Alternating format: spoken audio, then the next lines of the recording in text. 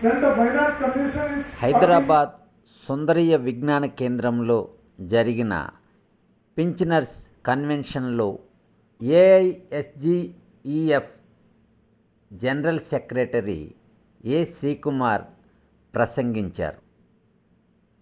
Pension bill 2025 పాత pension పథకం పాలిట మరణ శాసనం అనే అంశం మీద ఆయన చేసిన ప్రసంగాన్ని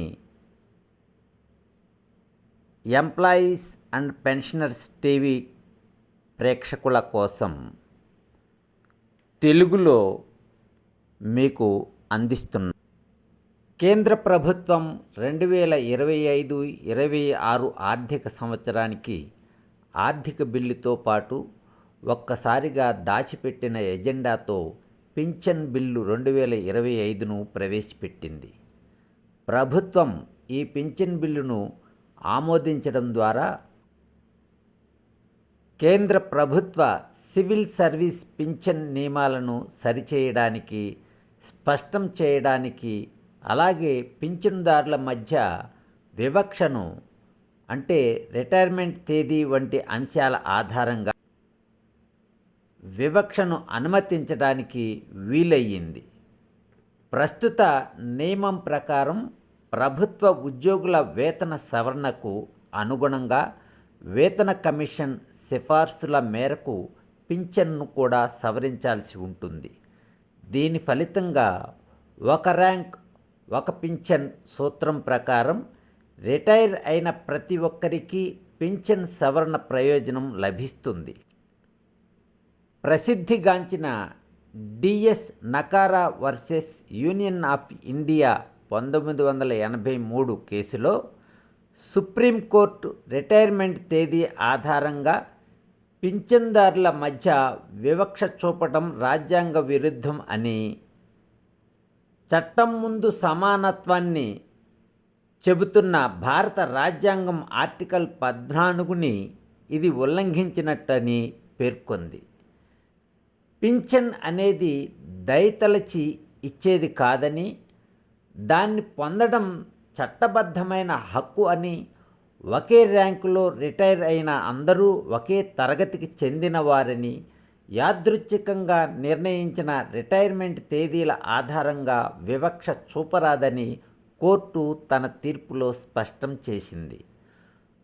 సుప్రీంకోర్టు ముందున్న ప్రధాన అంశాలు: మెరుగైన పింఛన్ ప్రయోజనాల కోసం రిటైర్మెంట్ తేదీ ఆధారంగా పింఛన్దారులను వర్గీకరించడం వివక్ష కాదా? ఇది ఆర్టికల్ 14ని ఉల్లంఘిస్తుందా? అలాగే పింఛన్దారులు రికరింగ్ పింఛన్ ప్రయోజనాల పరంగా ఒకే తరగతి కింద పరిగణించబడతారా? ఉద్యోగ విరమణ తేదీ ఆధారంగా మాత్రమే వేర్వేరు పింఛన్ ప్రయోజనాలు ఇవ్వడానికి, పింఛన్ పథకం సాధించాలని ఉద్దేశించిన లక్ష్యం నెరవేరడానికి మధ్య సహేతుక సంబంధం ఏదైనా ఉందా అనేవి సుప్రీంకోర్టు ముందున్న ప్రధానమైన అంశాలు. జస్టిస్ డిఏ దేశాయ్ ఇచ్చిన తీర్పును ఇప్పుడు ఈ నేపథ్యంలో పరిశీలిద్దాం. ఉద్యోగ విరమణ తేదీ ఏమిటన్న దానితో సంబంధం లేకుండా పింఛన్ పొందేవారు అందరూ ఒకే వర్గానికి చెందినవారు. ఈ వర్గంలో ఉప విభజన అంటే సబ్ డివిజన్ చేయడానికి ఉద్యోగ విరమణ తేదీ సరైన ఆధారం కాదు. పింఛను అనేది ఉచితంగా ఇచ్చే దానం లేదా కారుణ్యంతో చేసే చెల్లింపు కాదు. గతంలో ఉద్యోగి అందించిన సంతృప్తికరమైన సేవలకు లభించే హక్కు.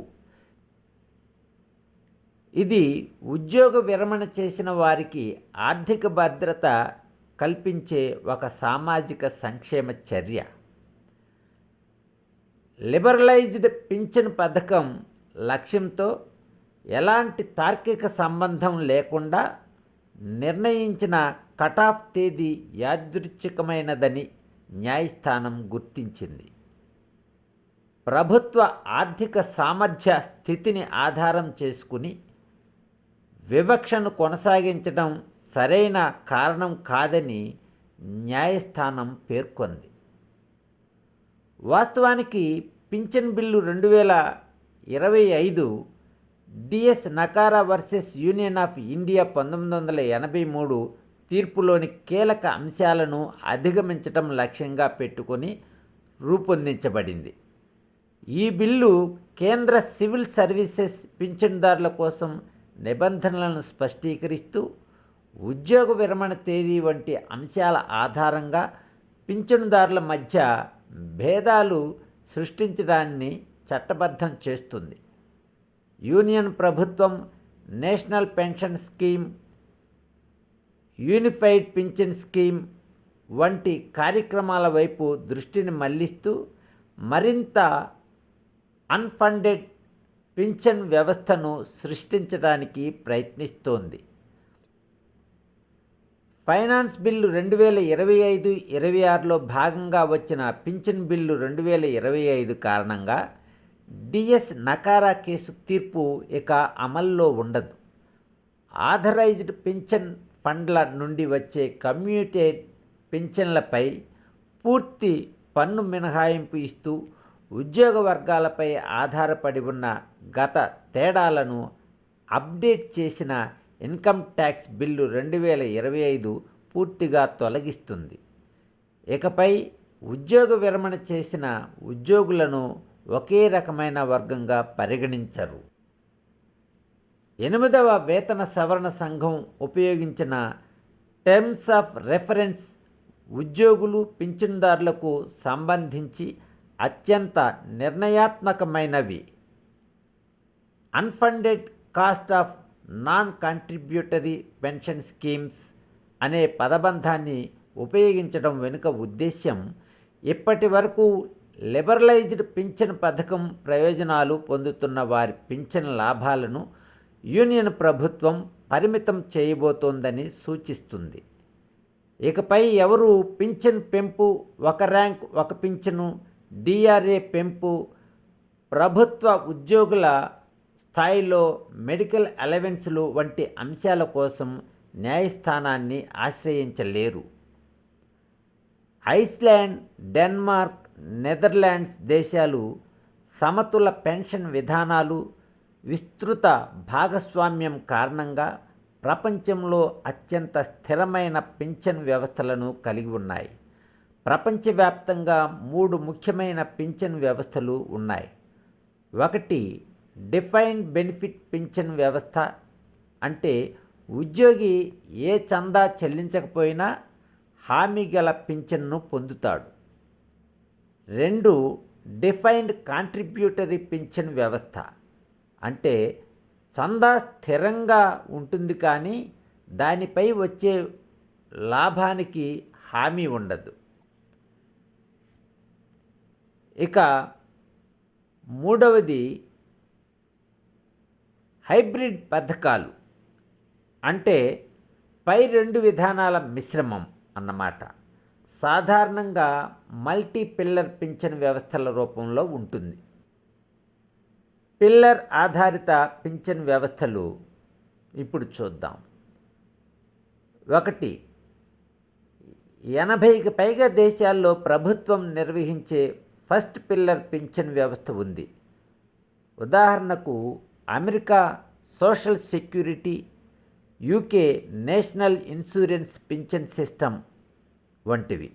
ఇవి పే యాజ్ యు గో పద్ధతిలో నడుస్తాయి. ఇక 2వది యాజమాన్యాలు. ఉదాహరణ పిఎస్యులు, బ్యాంకులు, ఇన్సూరెన్స్ కంపెనీలు నిర్వహించే పథకాలు సెకండ్ పిల్లర్ వ్యవస్థ కిందకు వస్తాయి. ఇక 3వది వ్యక్తిగత పింఛన్ ఖాతాలపై ఆధారపడిన పథకాలు. చాలా దేశాల్లో ఇప్పటికీ ప్రభుత్వము, యాజమాన్యాలు, ఉద్యోగుల భాగస్వామ్యంతో పనిచేసే మల్టీ పిల్లర్ పింఛన్ వ్యవస్థ కొనసాగుతోంది. కానీ ప్రపంచ బ్యాంక్ ప్రభుత్వాలను పింఛన్ రంగం నుంచి పూర్తిగా తప్పుకొని పింఛన్ వ్యవస్థను ప్రైవేటీకరించాలని ఒత్తిడి చేస్తోంది. అన్ఫండెడ్ పింఛన్ పథకాలను వీరు తీవ్రంగా వ్యతిరేకిస్తున్నారు. ప్రపంచ బ్యాంక్ ప్రైవేటీకరణను ప్రోత్సహించిన అభివృద్ధి చెందిన దేశాలు మాత్రం ఇంకా మల్టీ పిల్లర్ వ్యవస్థను కొనసాగిస్తున్నాయి. మన కేంద్ర ప్రభుత్వం మాత్రం పెట్టుబడిదారుల ఆశలు ఆశయాలకు అనుగుణంగా వ్యవహరిస్తోంది. పెన్షన్ బెనిఫిట్ గ్యారంటీ కార్పొరేషన్ పీబీజీసీ ప్రపంచంలో అనేక దేశాల్లో ఉంది. పింఛన్ పథకం ఆర్థికంగా బలహీనపడినప్పుడు జోక్యం చేసుకుని నిర్ణీత కాలం పాటు పింఛన్ చెల్లింపులు కొనసాగించే భద్రతా యంత్రాంగం ఇది. సంక్షిప్తంగా చెప్పాలంటే పాత పెన్షన్ పథకం చావుకు వారెంట్ లాంటిది పెన్షన్ బిల్ 2025. ఉద్యోగులు పెన్షన్ పొందుతున్నవారు ఇది ఒక విధాన సమస్య అని, కేంద్రంలో ఆర్ఎస్ఎస్ ఆధ్వర్యంలోని బీజేపీ ప్రభుత్వం అనుసరిస్తున్న వినాశకర ఆర్థిక విధానానికి అనుగుణంగా ఉందని అర్థం చేసుకోవాలి. మనకు ఎలాంటి షార్ట్కట్లు లేవు. అయితే అన్ని ఇతర సంస్థలతో చేతులు కలిపి నిరంతరం పోరాటాన్ని కొనసాగించాలి. ఇప్పుడు ఉద్యోగులు ఉపాధ్యాయుల సంఘాల మధ్య ఐక్యత ఎప్పుడూ లేనంతగా అవసరం. ఐక్యతను నిర్మించి వారికి అవగాహన కల్పించడం ద్వారా మనం ముందుకు సాగవచ్చు.